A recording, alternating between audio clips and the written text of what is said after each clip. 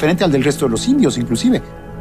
Porque tenían, por ejemplo, tenían derecho a prohibir el establecimiento de españoles en su territorio, cosa que al finalmente no pudieron mantener en la práctica, pero al menos legalmente lo podían mantener, y tendrían el reconocimiento de su estatus particular de aliados de la corona, ¿no?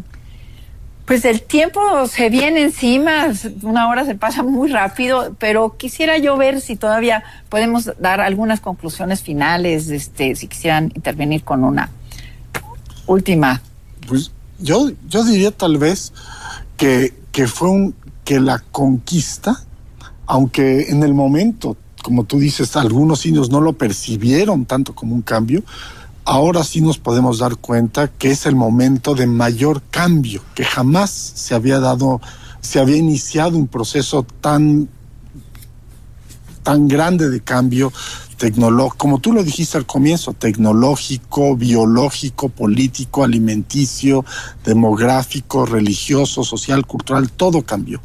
En ese sentido, yo hablaría de que la conquista fue una verdadera revolución en la historia de México, que la revolución de independencia y la revolución mexicana no se entienden sino en el marco del conjunto de cambios que comienza en América con el descubrimiento y la conquista, y que así como ahora vamos a festejar o estamos conmemorando la independencia y la conquista, espero que tengamos la inteligencia de conmemorar también el 5º centenario de la conquista de México en 2019.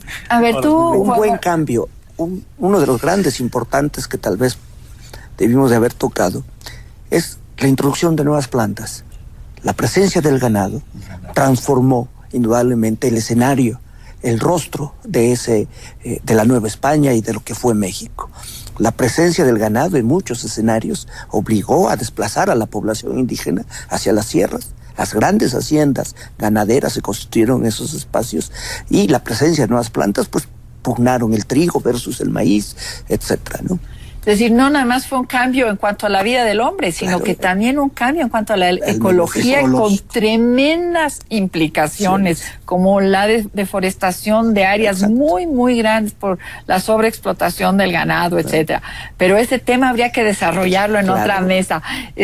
Federico, ¿qué? Pues yo un poco quizá estando de acuerdo con lo que acaban de decir Rodrigo y Juan Manuel, yo un poco para llevar la contra diría, enfatizaría también la continuidad.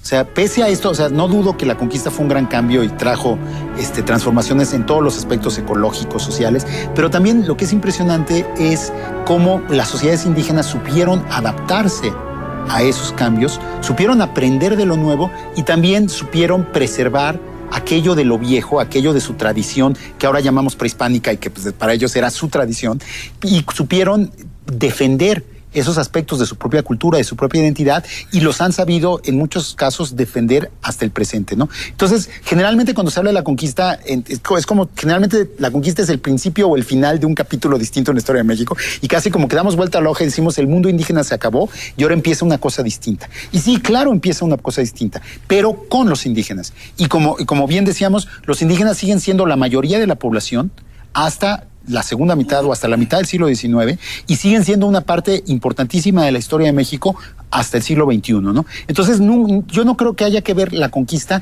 como el fin de lo indígena en este país, sino como el inicio de una nueva etapa también para los indígenas. Y como lo que hay que tratar de comprender es justamente la manera en que los indígenas dan ellos vuelta a la hoja y se adaptan a las nuevas realidades traídas por los españoles, por los africanos, a las nuevas tecnologías, a los nuevos animales, a las nuevas plantas. O sea, los indígenas ahora se visten con lana, ahora comen carne de puerco, ahora comen, o sea, rápidamente hacen suyo lo que venía de fuera también. Muchas gracias por haber estado aquí en este programa Discutamos México, y pues espero que nos veamos en otro programa. Muchas gracias. Gracias, Marcela.